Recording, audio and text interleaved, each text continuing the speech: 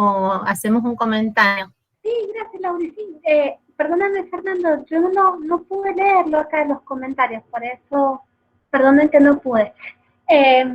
Por Sí, eso lo voy leyendo yo. Yo estoy de buenísimo. secretaria. Bueno, gracias, Laura. Así que yo lo voy leyendo. Gracias.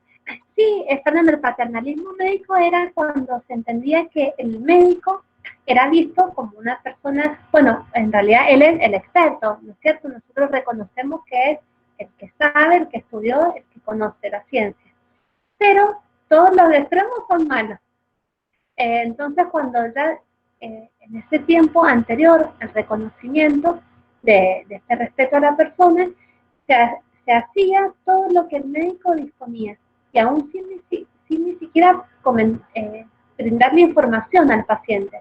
El médico actuaba, era como que actuaba como si fuese un dios. Entonces, sin escuchar al paciente, sin brindar información, se hacía todo lo que él de manera unilateral establecía. Ese era como ese paternalismo médico. A lo mejor, Lauri, no sé si quedó bien explicado o le podés decir un poquito más. Ya me acordé, lo dijeron la clase pasada, ya recordé, no lo tenían como paternalismo médico, pero me acuerdo que la doctora Laura lo dijo. No, está muy bueno. La idea, Fernando, es volver a recuperar algunos conceptos y recuerden que la relación, o sea, el paternalismo hablaba de una relación médico-paciente sumamente asimétrica. El médico estaba allá arriba y el paciente prácticamente no existía. Y recuerden que todos los ismos suenan a fundamentalismos y no son buenos. Relación paternal, no en la relación médico-paciente, pero un paternalismo tampoco entre un padre y un hijo biológico, el paternalismo es bueno. Sí, la relación paternal, que es otra cosa. Pero tiene que ver con eso. En la historia de la medicina, hasta que surge la bioética, la relación era paternalista. Y si ustedes por ahí les preguntan a sus abuelos, yo que hago asesoramiento genético y que les tengo que preguntar qué enfermedades tuvieron abuelos, etcétera, dicen, y a mi abuela le sacaron el útero, pero el médico no nos dijo qué era, no le quería decir. Entonces, el médico creía que era bueno eso, que él tenía todo el conocimiento, que el paciente tomara una decisión porque era ignorante.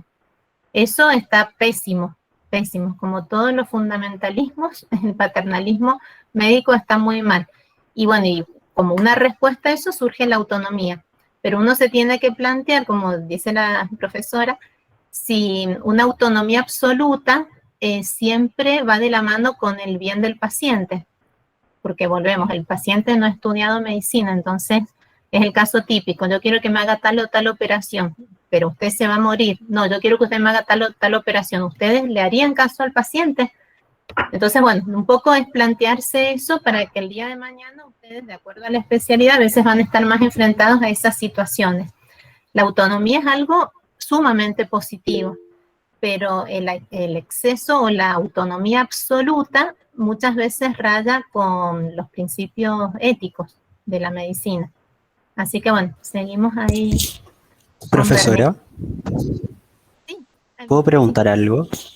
Pero entonces, si yo, frente a un planteamiento que me ofrece un paciente, no estoy de acuerdo en realizar ese procedimiento, dando todas las fundamentales, todo el fundamento frente a la opción que tengo, la única alternativa que hay es que vaya a consultar ahora con otro médico que sí lo lleve a ello. Es como la alternativa que tendría la autonomía del paciente. sí, sí, perfecto. A veces en abstracto es más difícil, pero ocurre eso, o sea, en algunas circunstancias que el paciente, supónganse, bueno, yo que estoy en patología mamaria, está indicado hacer una tumorectomía, ustedes ahora que están cursando ginecología, pero bueno, recién empiezan, y la paciente le dice, no, yo quiero que me haga una mastectomía bilateral porque tengo miedo que vuelva la enfermedad, etcétera, y el médico le dice, si no hay fundamentos científicos, si no tiene una mutación genética, etcétera, no hay consenso y no hay principios médicos, académicos para hacer esa cirugía. Entonces uno no está obligado, y en ese caso no está corriendo riesgo la vida del paciente, ¿no? Que sería otra circunstancia. pero en este caso uno dice, no, mire, yo le aconsejo esta cirugía, si usted no está de acuerdo con esto y quiere una cirugía que es innecesaria, una cirugía en mayor, tendrá que consultar a otro profesional. Pero, Cristian, cuando se plantean esas situaciones, recuerden que nunca van a estar solos. Y a veces, muchas veces los médicos se equivocan porque deciden cosas solos. En esos casos, en el concreto que yo les digo, una paciente que está pidiendo una cirugía que es en exceso, se lleva a un comité de tumores, no a un comité de bioética, sino un comité de expertos donde hay mastólogos, cirujanos, psico-oncólogos, etcétera. Y uno con el dictamen de ese comité de tumores, uno en la entrevista al paciente le dice, mire, no soy solamente yo, sino que estos 15 profesionales de esta unidad de tumores consideran que no es adecuado, que es desproporcionado de lo que usted sugiere. Y ahí el paciente será libre de ir a consultar con otro médico. Doctora. Bien. No sé si Gracias. quedó claro. Sí, Pero sí. ustedes, eso sí es un consejo importante que les damos, ya te escucho. Cuando llegan a esos dilemas, recuerden que no están solos, siempre va a haber y cada vez hay más comités o de tumores o con distintas patologías, porque ahí estamos hablando de algo médico, no de algo bioético. Y si el dilema es ético, existen en todos los hospitales públicos, por lo menos en este momento, y donde no hay, se están formando comités de bioética. Porque cada vez hay circunstancias que son más dilemáticas en nuestra práctica. Sí, no sé quién quería preguntar algo, había abierto el micrófono. Y en el caso del aborto, ¿ocurre más o menos lo mismo? ¿O es un caso distinto porque ya es ley? Sí, claro, no. Inclusive en el caso, bueno, de aborto ya hay una ley. No hay una ley, digamos, hay una ley donde el médico tiene que tener una buena práctica médica, el cirujano no va a operar cualquier cosa. Pero en el tema del aborto, ya hay una objeción de ciencia en algunas circunstancias individual, eso después lo vamos a ver, pero por ley en las instituciones públicas debe haber algún efector que realice la práctica porque está normatizada y hay una ley. Entonces, si todos los médicos del servicio, por ejemplo, de obstetricia, de ginecología, son objetores, la autoridad hospitalaria deberá ver de qué manera ese servicio está cubierto en el hospital, al menos en los hospitales públicos. Y lo que ocurre, ahora está esto muy nuevito, pero con el protocolo de aborto no punible, que era una situación bastante similar, en ciertos hospitales públicos tuvieron que contratar profesionales externos al hospital, porque todos los médicos de planta de determinado hospital eran objetores. Pero en ese caso la autoridad tiene que contratar o arreglarse de alguna manera para que la práctica en ese caso o la demanda de aborto sea cubierta dentro de lo que dice la ley, ¿no? Hasta las 14 semanas, etcétera. Después tenemos una bolilla que vamos a hablar eso más en detalle, pero no sé si quedó claro. Buenísimo, muchas gracias. Sí, gracias, doctor. De nada. Bernie, seguimos. Bueno, La autonomía es fundamental que la entiendan bien. Sí, entonces, como les decía, muchas gracias, Laura. La autonomía va a ser el principio central de la corriente anglosajona. Entonces, bueno, por eso es importante que lo conozcan. Entonces, habíamos dicho, enseguida, habíamos dicho, principio de autonomía, principio de beneficencia, que es el médico tiene que tener como objetivo siempre alcanzar el bien del paciente con la práctica que desarrolla. El de no maleficencia, que es de manera similar, no debe abstenerse de realizar cualquier terapia sobre el paciente si con ella ocasiona algún daño. Y el principio de justicia, que se refiere a que el Estado debe distribuir de manera equitativa los recursos sanitarios para evitar discriminaciones. Cuando nosotros decimos, hay una diferencia entre decir de manera equitativa a de manera igualitaria.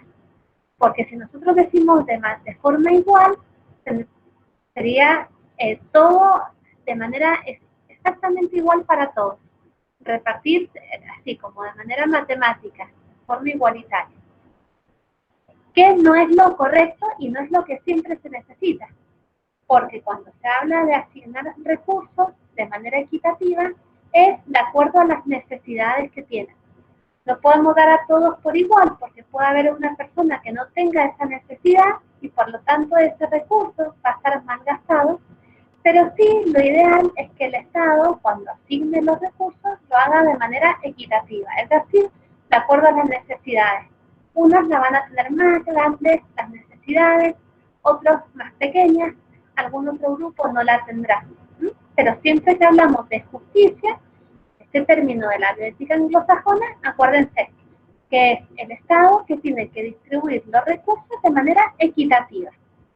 Así, de acuerdo a la necesidad, no que sean todos por igual. Entonces, bueno, si volvemos un poquitito al principio de autonomía, las críticas que le formula la corriente personalista es, bueno, como decía la doctora, este principio de autonomía, si bien es bueno reconocerle a la persona, como al ser humano, como una persona que tiene capacidad para decidir, tampoco debe ser llevado al extremo. Y tampoco debe entenderse la autonomía solamente como dice su significado, como que la persona actúa nada más que por obrar. Ese no es el fundamento de la autonomía, el obrar por el obrar de manera libre. Ese es el fundamento que establecen, bueno, quienes lo postulan a ese principio. Es decir, porque la autonomía necesita, para que tenga un sentido, que tenga un bien que alcance. Uno actúa para alcanzar algo. No es que actuamos por actuar porque solamente, porque eso significa actuar por actuar. No, actuamos por una finalidad. Entonces, bueno, la crítica que le postula es que la autonomía debe ser entendida con estas limitaciones, con estas finalidades, que sean siempre para alcanzar un bien para la persona humana. Bueno, si las críticas, bueno, al principio también las pueden ver un poquito más en el texto que yo les comentaba. Ahí se realiza. Bien, entonces, por ejemplo, ¿qué pasa con este? Acá estaba viendo una crítica más que se hacía. Perdonen un segundito que voy a... Un segundito.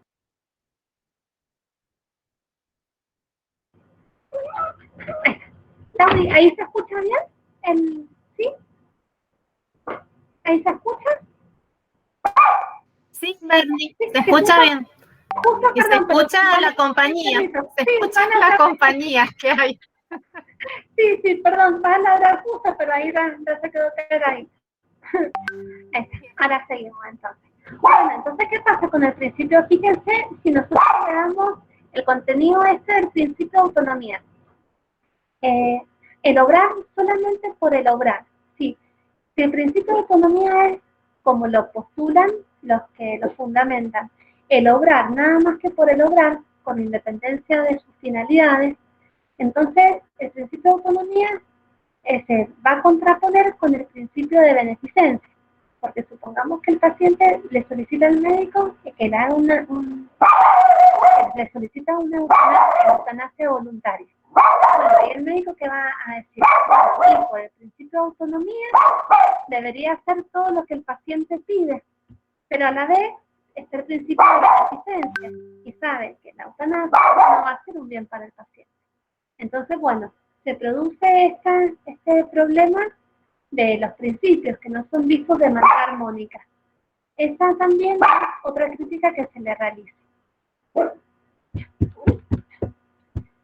Entonces, dejando entonces ya de lado cuáles son los principios de la corriente anglosajona, que son los que habíamos dicho, beneficencia, no maleficencia, justicia y autonomía, pasamos a estudiar los principios de la bioética personalista. ¿Alguna duda, chicos, con algún principio de la corriente anglosajona? ¿O algún comentario? Bueno, tengan claro sobre todo en lo que hablamos del principio de autonomía y las críticas que se realizan, porque sí, escucho. Yo lo que no entendí fue cuando el principio de beneficencia se cruza con el de autonomía, es porque está solamente visto por la perspectiva del paciente el beneficio que puede tener no sé, la acción que se le va a hacer sin tener en consideración como la opinión del médico. Claro, a ver, mira, Cristian, decime si te respondo de acuerdo a... Sí, la... No, después les pongo un caso práctico que nos tocó, así que querés comentarles y yo después les pongo un caso práctico que a lo mejor les ayuda también a entenderlo. Bien, buenísimo. Sí, lo que decía, por ejemplo, que puede suceder, como en esta corriente, la fundamentación está dada, volvemos un poquito a la teoría filosófica, como es débil la fundamentación porque es subjetiva, depende de la apreciación de la persona lo que constituye el bien. Acuérdense que el principio de autonomía está en esa corriente filosófica que entiende que la bondad de un acto está dado por la voluntad de la persona. Entonces son fundamentaciones débiles que en algunos casos, que se puede presentar en el caso que el paciente pida una práctica de eutanasia, va a tener contradicciones con otros principios, porque si por ejemplo el médico recibe esa solicitud del paciente que le practique una eutanasia voluntaria, el médico va a decir, bueno, cumpliría con el principio de autonomía porque voy a hacer lo que el paciente me solicita, pero no cumpliría con el principio de beneficencia, porque no le estoy haciendo un bien de salud, sino que por el contrario, le estoy quitando la vida. Entonces, lo que quise decir con el ejemplo es de que no tiene una coherencia total en todos los principios, porque tienen esta fundamentación filosófica que es débil, es subjetiva. Entonces, eso va a hacer que cada persona determine que para ella le resulta el bien. Serían como conceptos todos subjetivos. Para una persona el bien es una cosa, para otra el bien va a ser otra.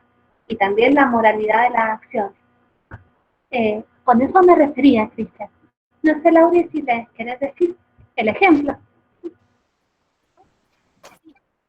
Yo les doy el ejemplo, pero primero para reforzar esto, para que un acto sea lícito moralmente, lo ideal es que se cumplan los 4 principios de la biótica anglosajona, es decir, lo que el médico considera que no es maleficencia y que es beneficencia y que es justicia, va de la mano con la autonomía del paciente. Ahí no hay conflicto y esas son las situaciones que uno espera que sean la mayoría.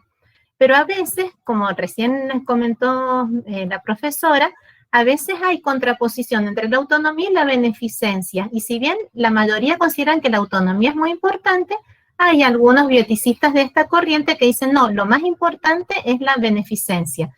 Y el caso concreto que yo les planteo es una médica con un diagnóstico hace varios años, fue con un diagnóstico de cáncer de mama, que lo que habían decidido todos los médicos que ella había consultado a los colegas es que se tenía que operar, era una operación, una tumorectomía, después radioterapia, quimioterapia, con un altísimo porcentaje de curación. Y ella, siendo médica, no ginecóloga, decide no operar sin hacer absolutamente nada. Y no era un estadio 4, ustedes ya lo van a ver, era un estadio donde uno ve cualquier protocolo de cualquier parte del mundo y es cirugía, radioterapia, quimioterapia. Era una persona lúcida, totalmente consciente y médica, y que sabía exactamente cuál era el pronóstico o no. Y bueno, y ahí era la autonomía del paciente versus la beneficencia, porque todos los médicos, no había uno solo en cualquier comité que se presentaba que decía la beneficencia es operar a la paciente. Pero ahí que primó la autonomía. Entonces, con todo el dolor de todos los colegas, la paciente decidió no operarse y bueno, murió al poco tiempo, cuando podría haberse curado de su cáncer de mama. Entonces, no siempre uno, por más que diga la beneficencia es esto, si el paciente lo decide, como en este caso, y lo que colaboró, digamos, es que era médica, porque si hubiera sido un físico nuclear, por ahí uno dice no toma dimensión de lo que es el tratamiento y las chances de curación que tiene. Y bueno, uno también tiene límites como profesional, entonces en ese caso se respetó la autonomía, por supuesto eso queda un consentimiento escrito donde ningún médico después es responsable de todo lo que ocurrió, porque podrían decir es una mala praxis, cómo no la operaron a la colega. Entonces, bueno, esas son las situaciones complejas donde se toma con muchos profesionales, deciden, bueno, respetamos la autonomía porque nadie la puede obligar a entrar a un quirófano, pero ahí estaba en contraposición la autonomía con el principio de beneficencia, ¿no? Entonces, bueno, son situaciones, les vuelvo a decir, nunca tomen decisión y lo ideal es que uno en la carrera se enfrente no tantas veces a estas situaciones, ¿no? Pero uno tiene que estar preparado para decir, bueno, ¿qué hago en este caso? Y en algunas situaciones tiene que respetar lo que decide el paciente. Pero ahí no fue un acto, digamos, ético completo porque, o sea, se respetó un principio. El de no maleficencia y beneficencia no se pudo respetar. Entonces, bueno, es un caso de cómo la autonomía y la beneficencia se contraponen. No sé si quedó claro, Cristian. Sí, muchas gracias. No, de nada. Sí, seguimos con los otros principios, porque estos son como más sencillos, los otros es como que se les hacen más complejos porque en general uno no ha escuchado tanto estos principios de la corriente personalista. Así que, Bernardita, no sé si estás...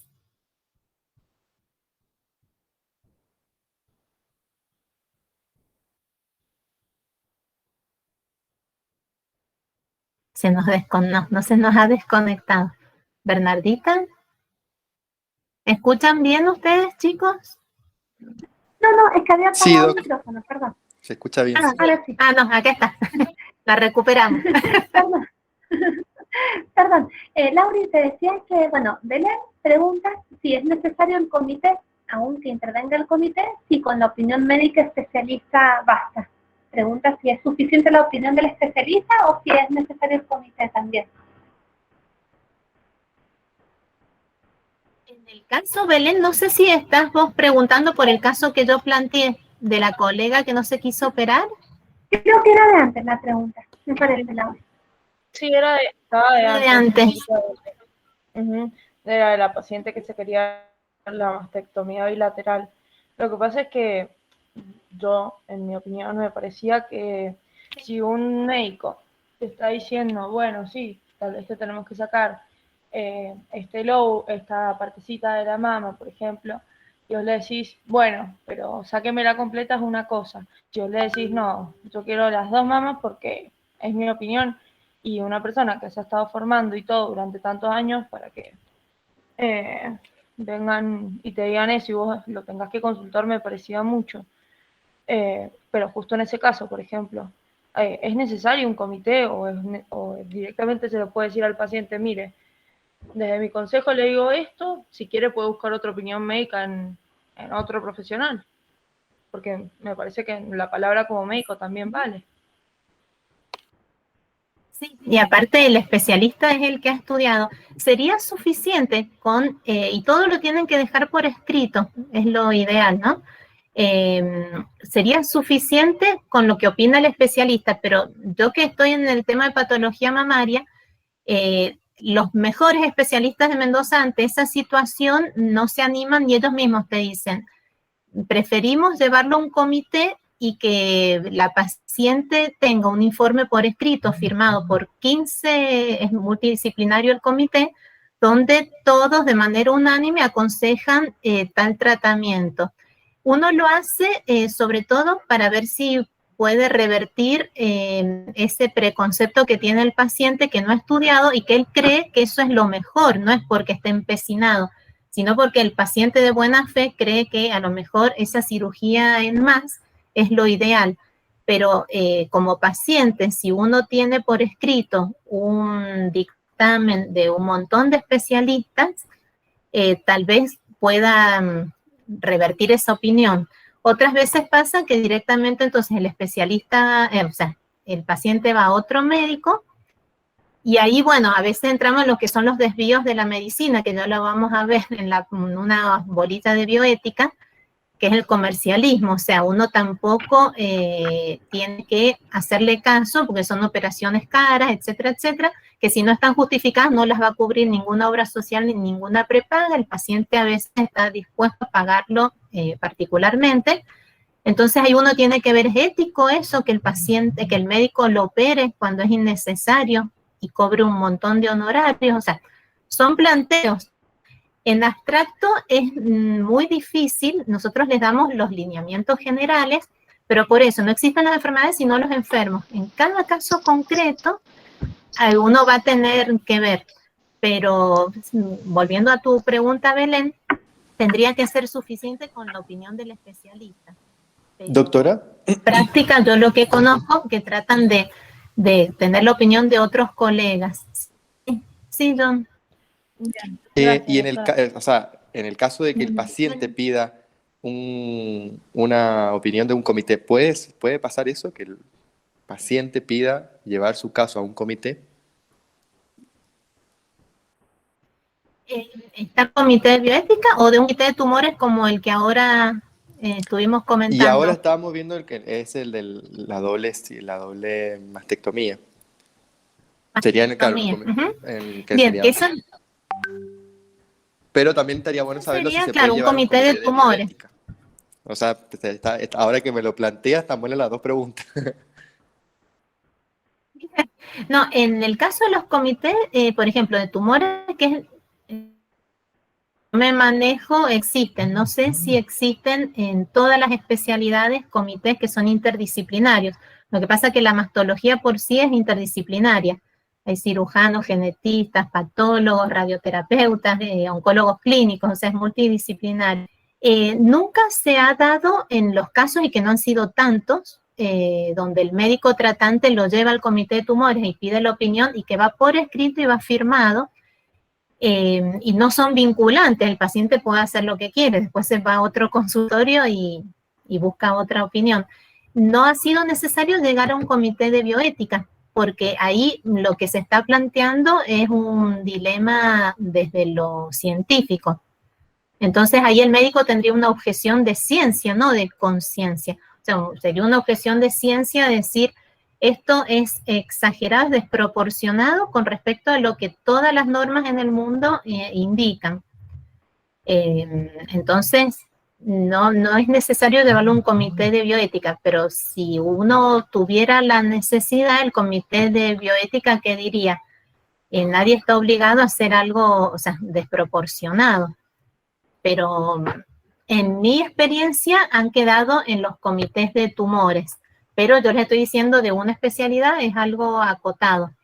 Lo otro ya entra, y más que en la bioética, entra en una falta de ética médica, que no tiene que ver con la bioética, donde la medicina, digamos, no es es el mercantilismo o el comercialismo, que es un desvío de la medicina. Operar porque sí, por un capricho, pongamos entre comillas, del paciente, que el paciente no es que esté encaprichado, sino que él piensa que es lo mejor para él, ¿no? Pero uno, el médico, sobre todo si cobra, y cobra muchísimo ese tipo de cirugía, eso raya ya con la falta de ética médica como profesional. Porque no son clientes, sino que son pacientes los que uno atiende, ¿no? Las personas que uno atiende no son clientes. Entonces, pero volviendo a esto, se quedan en el comité de tumores. No es necesario elevarlo a un comité de bioética. En el caso concreto de esta operación en más. Es como que se agota el caso en lo académico y en lo científico. No entra uno a debatir la parte de bioética. ¿Te quedó claro, John? Sí, muchas gracias. De nada. Seguimos, Bernardita. Bueno, muy bien. Bueno, chicos, entonces pasamos a los principios de la corriente personalista. Así como dijimos que el principio central de la corriente anglosajona era el principio de autonomía, para la corriente personalista, el principio fundamental, el eminente, es decir, el primero del cual deriva la aplicación de todos los demás, es el principio de respeto a la vida. Este va a ser el principio, el guía, ¿no es cierto?, el elemental. Y de conformidad con este principio, van a ir, o sea, el resto de los principios se fundamentan en este que es el primero, el eminente. Bueno, ¿por qué el respeto de la vida? Porque, bueno, la vida del ser humano es el bien fundamental que tiene la persona. Sin la vida no puede realizar ningún otro bien, ni trabajar, ni estudiar, ni desarrollar amistades, ni tener la familia. Entonces, la ética médica considera que este principio de respeto a la vida es el que constituye en sí mismo la esencia de la medicina, el preservar la vida, el cuidarla. Es precisamente justo el respeto a la vida la finalidad que tiene la medicina, conservarla. ¿Cuál es el fundamento? ¿Por qué debe respetarse la vida? Ahora, la vida del ser humano debe respetarse, según la corriente personalista, siempre, en todo momento, desde el momento de su inicio, con la concepción, hasta el momento de su muerte natural. Este respeto debe ser infranqueable. No existe una razón por la cual deba dejarse de lado el principio de respeto a la vida. ¿Y por qué? ¿Cuál es el fundamento que tiene? Bueno, el fundamento está dado en la dignidad ontológica que tiene el ser humano. Nosotros cuando dice la corriente personalista, la dignidad ontológica del ser humano, se refiere a un valor que tiene el hombre, por ser hombre. Es un valor especial que lo hace merecedor de un respeto y de un trato distinto del que se le da al resto de los seres vivos. El hombre, por su condición de ser humano, merece un trato distinto del que tienen, que también debe respetarse, por supuesto, el resto de los seres vivientes, el reino animal, el reino vegetal, el reino mineral. Es esta dignidad ontológica, entonces el valor que tiene el ser humano en sí mismo, la que le da fundamento al respeto a la vida, que debe ser de manera incondicional. ¿Cuál va a ser la consecuencia de este principio? Bueno, no solo rechazar todas las prácticas que sean contrarias al respeto de la vida, por ejemplo, la corriente personalista va a reprochar éticamente la eutanasia, sino que también, consecuencia de este principio, va a ser promover todas acciones de salud para proteger la vida, ¿no? Promover con acciones concretas. Para todo lo que sea cuidado y promoción, preservación de la vida, van a ser consecuencias de este principio. Nosotros, chicos, siempre, hablamos mucho de la dignidad ontológica del ser humano. Entonces, acuérdense, cuando decimos de la dignidad ontológica es el valor que tiene el hombre, el ser humano, por el solo hecho de tal, y que lo hace merecedor de respeto. En todas circunstancias, sí, siempre. Para la corriente personalista, la vida debe respetarse en todo momento, en todo estadio, desde el inicio, desde la concepción, como dijimos, hasta la muerte natural. Esté de manera válida, o sea, que sea de manera que el hombre esté enfermo o esté sano, o en el estadio embrionario, o cuando ya es adulto, o cuando llega a la vejez. Siempre. Ese es el fundamento. El otro principio se llama de totalidad o terapéutico. Este principio van a ver que tiene su paralelo con el principio de beneficencia, de la corriente anglosajona. Bueno, el hombre, el ser humano, es un todo único y orgánico. Entonces, este principio, como la parte existe para el todo, el bien de la parte del cuerpo del hombre está subordinado al bien del conjunto. Este principio tiene una aplicación que se llama, no sé si lo han escuchado, principio de doble efecto. Es decir, cuando en determinados casos un acto que tiene una consecuencia, hay veces que los actos médicos tienen una consecuencia buena y una consecuencia mala. Bueno, en tales momentos, cuando se producen tales actos, van a ser moralmente aceptables siempre que se cumplan dos requisitos. Que el mal que ocasiona el acto no sea directamente querido, sino que sea el efecto secundario del principal, que el acto en sí mismo es bueno. Esa es la primera condición que debe cumplir. Y la segunda es que el efecto positivo tiene que ser proporcionalmente superior o al menos equivalente al efecto negativo. Entonces, de esa manera nosotros cuando hablamos de actos de doble efecto podemos decir, bueno, este acto, si bien o produce ese efecto negativo, pero tiene la finalidad, el acto ese malo no es directamente querido, sino que es la consecuencia y que tiene que haber esa proporcionalidad que dijimos. Después de este principio de totalidad o terapéutico, está el principio de libertad y responsabilidad. Principio que es aplicable tanto al paciente como respecto de los médicos, de los profesionales de la salud. Entonces, bueno, ¿cuál es el contenido de este principio? Para el paciente, este principio de libertad y responsabilidad significa el deber moral que tiene siempre el paciente, todo ser humano, tiene un deber moral de colaborar con conservar su vida, con el cuidado ordinario de su vida. Entonces, cuando la vida no está en peligro, tiene siempre la posibilidad de decir el inicio o la continuación o el rechazo de terapia. Ahora, respecto del médico, este principio de libertad y responsabilidad importa siempre el deber de considerar al paciente como un fin, siempre en sí mismo. Entonces, el profesional médico debe procurar siempre brindarle toda la información sanitaria. Tiene que procurar obtener el consentimiento informado. Sí, o sea, volviendo a lo que hablábamos recién, apartarse, ya estamos totalmente apartados del paternalismo que el médico decidía, sino que con este principio de libertad y responsabilidad, el médico debe siempre brindarle la información sanitaria, pedirle el consentimiento informado. Pero también tiene la libertad el médico de apartarse, de cumplir alguna de las prácticas cuando considere que lo que el paciente le está solicitando es éticamente inaceptable. Acá es como se justifica la objeción de conciencia.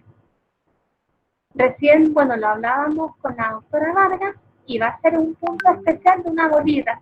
El tema, vamos a volver a diferenciar objeción de ciencia y objeción de conciencia. Pero bueno, lo adelantamos un poquito en esta bolita y decimos que, bueno, se fundamenta en esto, ¿no es cierto? En este principio de libertad y de responsabilidad.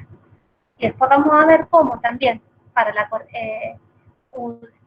objeción de conciencia está fundamentada, bueno, en otro tipo de normas constitucionales que son propias de nuestro país y que, bueno, el médico es un tema muy actual que les va a servir muchísimo a ustedes y va a ser muy importante de estudiar. Lo vamos a ver en una bolita aparte, una bolita especial.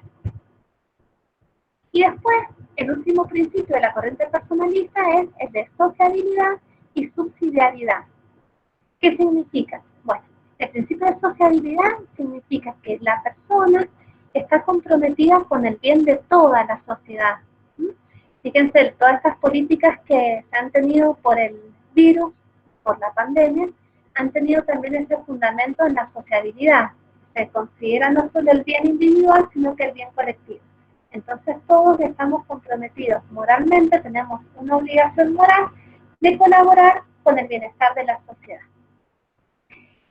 Miren, se fundamenta también en este principio la posibilidad de realizar trasplantes, porque, bueno, se fundamenta justamente en la sociabilidad, en interesar el bien no solo de la persona, sino que de la sociedad. Y el principio de la subsidiariedad implica por parte de la comunidad el deber de ayudar primero a las personas que más lo necesitan y segundo, el Estado debe permitir la libre iniciativa de los particulares para prestar tareas asistenciales y sanitarias, ¿no? Siempre sanitarias.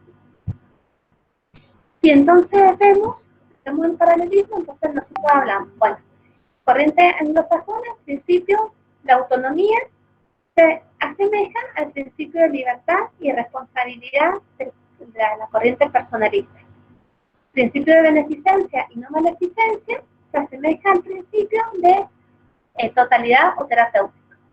Y el principio de justicia de la corriente anglosajona se asemeja al principio de sociabilidad y subsidiariedad. Entonces quedan, aparte, como independiente, el principio de respeto a la vida de la corriente personalista. Por eso decíamos, no son tan distintos los principios, sino que con esa diferencia del principio de autonomía de la corriente personalista, esa es como la mayor diferencia que hay, y la aplicación del principio de autonomía, que está está matizado, ese principio de autonomía está receptado en el principio de libertad y responsabilidad, pero como dijimos, con límites, con esa posibilidad siempre de abstenerse de obrar. Chicos, hasta acá los principios, ¿no? No sé si alguno tiene alguna duda o algún comentario. Después los pueden volver a leer tranquilos y pueden leer los textos para poder comprenderlos un poquito mejor. ¿Bernie? ¿Sí? Yo les preguntaría a los que están interesados y que están escuchando, lo cual es bueno porque no tiene sentido tener 90 personas conectadas que lo dejan, digamos, sin interés y están conectados porque sí, porque se les toma asistencia. Pero si quieren escribirlo o abrir el micrófono, ¿qué ejemplo se les ocurre del principio del doble efecto que mencionó la profesora? ¿Cuál ejemplo? Sí. Y no sé, a mí se me ocurría el mismo ese que nos decía de la mastectomía, que tiene un efecto un efecto negativo en cuanto a la psicología, al físico de la persona y cómo se ve la mujer, sí la mama, pero el beneficio de extraer el cáncer. Está bueno, nunca lo había pensado así como ejemplo, pero sí, muchos actos médicos en realidad están indicados y tienen un segundo efecto, que la parte psicológica es fundamental, ¿no? Por eso que hoy en día hay una ley que si se hace una mastectomía porque una paciente tiene cáncer, le tiene que cubrir lo que es la cirugía de reconstrucción, porque forma parte del tratamiento, no es una cirugía estética, pero es, digamos, un efecto, claro, no deseado. Está bueno, está muy bueno, sí, está muy bien. ¿Algún otro ejemplo? A ver acá, tratamiento hormonal, sí, Fernando. Perdón, que puede ser cualquier ejemplo relacionado, por ejemplo, alguna amputación donde no va a tener alguna parte, como la palabra lo dice, por supuesto, amputar alguna parte de su cuerpo, pero bueno, siempre es considerando en beneficio de la persona. Pensando, por ejemplo, saliendo del ejemplo que teníamos, pensando en típico pie diabético, donde en su terapéutica clínica, por decirlo, medicamentosa no funciona y bueno, hay que acudir a una amputación. Entonces, en definitiva, va a terminar siendo beneficioso en su totalidad para el paciente, por más que pierda, por ejemplo, un miembro inferior a cualquier nivel. No sé si me explico. Perfecto, porque ahí uno lo que está priorizando es la totalidad y, o sea, amputando esa extremidad, uno ayuda a la totalidad. Acá viene algo también a colación que es importante que a ustedes les quede en claro. Cualquier acto médico, me animaría a decir que cualquier acto médico puede ser ético o puede ser no ético de acuerdo al paciente. Entonces, si yo les preguntara, amputar un pie, ¿es algo ético o es antiético? ¿Y ustedes qué me deberían decir? Depende del paciente. Si está justificado, como en el caso que hemos dicho, el pie diabético, y uno le va a estar salvando la vida al paciente, es ético. Sería antiético no proponerlo. Pero el hecho en sí, o sea, amputar, sacar una extremidad a un paciente, si no tiene raciocinio, es totalmente antiético. Pero antes de ser antiético es mala praxis, ¿no? Entonces, perfecto. Y la mastectomía, que recién pusieron de ejemplo, es una amputación también de un órgano. Entonces, ese es un ejemplo, sí, bien. ¿Algún otro ejemplo? Acá están diciendo tratamientos crónicos con corticoides. O sea, los efectos secundarios de muchos tratamientos crónicos son quimioterapia como tratamiento para algún tipo de cáncer. Sobre todo, un ejemplo clásico es cuando se inicia una quimioterapia en una mujer que está embarazada en primer trimestre, donde uno sabe que hay altas posibilidades de que sea teratogénico ese tratamiento. Entonces, y que muchas veces, si no se puede, lo que se hace en la práctica es tratar de por lo menos empezar el tratamiento en un segundo trimestre, pero a veces son tumores muy agresivos que se diagnostican apenas empieza el embarazo y a partir de un comité de tumores y de un comité de bioética se decide que lo mejor es, y no es antiético, iniciar la quimioterapia, sabiendo que hay una alta posibilidad de que se detenga el embarazo, ¿no? Entonces, esos son casos que se presentan, yo les diría no a diario, pero todos, lamentablemente, y bueno, ahí es muy importante, primero, que el médico, la libertad y la responsabilidad, el médico tiene que explicar todas las consecuencias para que la paciente sepa qué consecuencias puede tener iniciar el tratamiento o no iniciar el tratamiento, ¿no?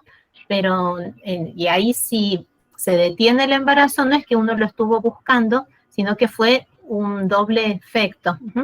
Ese sería otro ejemplo. Y los efectos, sí, secundarios de cualquier quimioterapia. Un tratamiento largo con antibióticos, sí, porque por ahí la paciente va a tener una candidiasis, le mejoramos la parte bacteriana, pero termina con una candidiasis. Tratamiento hormonal en transexualidad, podría ser una quimioterapia, un tratamiento largo. Sí, veo que muy bien, han dado más de un ejemplo y algunos que nunca se nos habían ocurrido.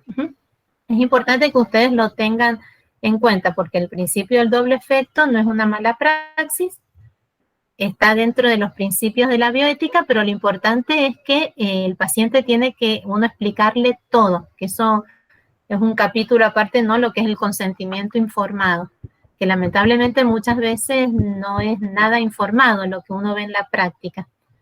Bien, muy bien los ejemplos. Apago el micrófono así, Bernie. Bueno, gracias, Laura. Y solamente falta para terminar la bolita un poquito que veíamos el juramento hipocrático que lo pide el programa. Bueno, está también en el Power, ahí lo pusimos. Bueno, el juramento hipocrático que proviene del siglo V a.C., bueno, recogía cuáles eran los principios éticos de todos los profesionales de la salud. Bueno, defiende como principio, lo pueden buscar, el respeto incondicional a la vida, también respeta el principio de confidencialidad, de beneficiar siempre al paciente. Todos estos son principios que datan desde esa fecha, desde el siglo V a.C., y que se han mantenido y se conservan en los códigos de ética de los profesionales de la salud. A nivel internacional, la Asociación Médica Mundial elaboró una declaración de Ginebra en el año 1948 que recoge estos principios del juramento hipocrático y que esta declaración ha sido actualizada y revisada en muchas oportunidades y la última versión es la del año 2017. Si quieren se las puedo dejar, no las subí, discúlpenme, si quieren se las puedo subir para que la tengan por internet. Y tenemos nosotros el Código de Ética de la Confederación Médica Argentina, que ahí en el prólogo y en las primeras páginas, bueno, ahí establece cuáles son estos principios éticos que van a permanecer siempre, más allá del transcurso del tiempo y más allá de los avances tecnológicos y de los nuevos descubrimientos científicos, hay valores que son fundantes que los profesionales deben siempre respetarlos. Entre ellos, yo se los leo, que los tengo acá en el Power, es el respeto a la vida y a la dignidad de los seres humanos, sin excepción, la práctica de la medicina como profesión con vocación científica y de servicio, la autonomía profesional para decidir sus procedimientos según ciencia y conciencia. Fíjense qué importante, que es lo que veníamos hablando un poquito. El Código de Ética reconoce este principio que es propio de los médicos, que no se los pueden arrebatar. Nadie puede arrebatarles ni pedirles que obren en forma contraria a sus convicciones morales, que es la objeción de conciencia, y a sus convicciones, o sea, a sus conocimientos científicos, que es la objeción de ciencia. Este derecho que ustedes tienen, bueno, se encuentra reconocido en el Código de Ética de la Confederación también. Y otro principio perenne que va a permanecer siempre es la custodia de la confidencialidad de toda la información que ustedes reciban con motivo de la atención del paciente, y ese tema también se ve mucho en la actualidad, lo podemos también estudiar. Siempre tienen ese deber de confidencialidad, de guardar secretos y reservas de todo lo que ustedes se vayan enterando con motivo de la profesión. Y a ver si tengo alguna otra. No. Bueno, y es porque la Academia Nacional de Medicina hizo un plenario del año 2010, ¿sí?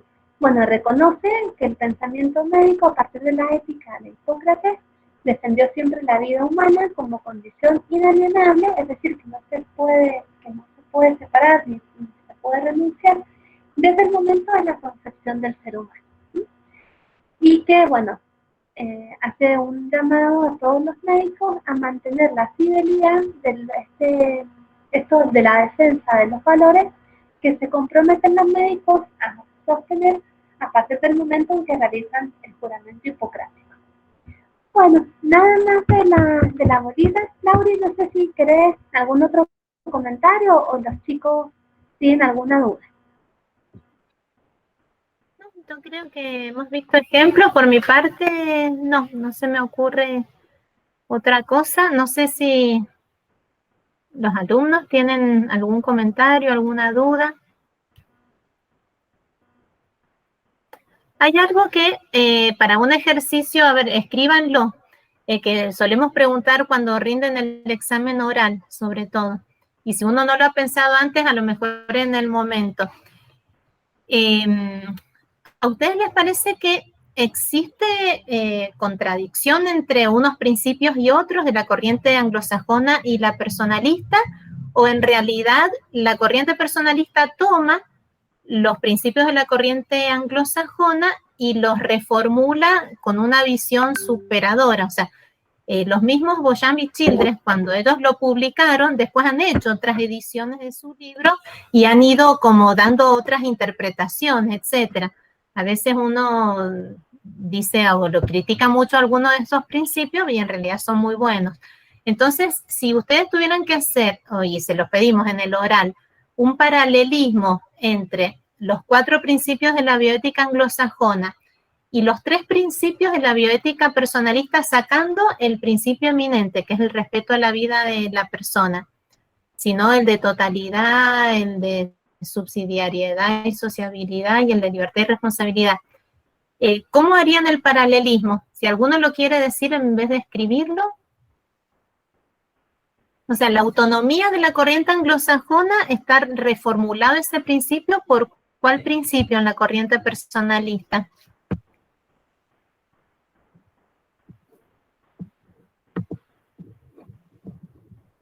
Están pensando. ¿Lo pueden escribir o lo pueden decir directamente? ¿Cuál principio de la corriente personalista? ¿De libertad? El de libertad y responsabilidad. ¿De libertad y muy responsabilidad? Bien, muy bien. El de libertad y responsabilidad, porque la corriente personalista no es que obliga al paciente, pero dice, el paciente es libre y es responsable, y el médico también es libre y es responsable, pero digamos, tienen paralelismo, muy bien. El principio de justicia de la corriente anglosajona es reformulado y es mencionado como ¿qué principio para los personalistas? El de sociabilidad y subsidiariedad. Bien, muy bien, el de sociabilidad y subsidiariedad, muy bien, que ese es el que nunca saben bien y el que más se confunden. Y el principio de no maleficencia y beneficencia, que irían juntos, es tomado por la corriente personalista y es planteado como ¿qué principio? De totalidad. De totalidad o terapéutico, son sinónimos. Muy bien. Bueno, eso es importante que uno lo sepa Y en la mayoría de las situaciones que se les planteen, o en los comités de bioética, que hay gente de distintas corrientes, en la mayoría de los casos siempre, sea de una corriente o de la otra, la decisión o el dictamen es el mismo. En algún, porque todos vamos a estar de acuerdo con la libertad, la responsabilidad, la beneficencia, etcétera. En algunas circunstancias que son dilemáticas, ahí sí puede haber divergencia entre lo que opina un bioeticista de la escuela anglosajona y uno de la personalista. Y habrá que fundamentar y habrá que ver por qué. Y fundamentarlo en un comité de bioética por escrito y firmarlo. Porque nosotros, o sea, en general somos muy proclives a opinar, todos somos opinólogos, pero en temas de bioética tenemos que fundamentar por escrito y con nombre y apellido y número de matrícula. Es decir, uno se hace responsable de lo que fundamenta. Por eso que es tan importante que ustedes salgan, aunque sea con algo básico, pero bien armados para el día de mañana poder fundamentar. Bien, ese es uno de los objetivos. Muy bien. No sé si hay comentarios o no. Fíjense en el trabajo práctico, no lo dejen en lo ideal es que no lo dejen para el domingo a la noche.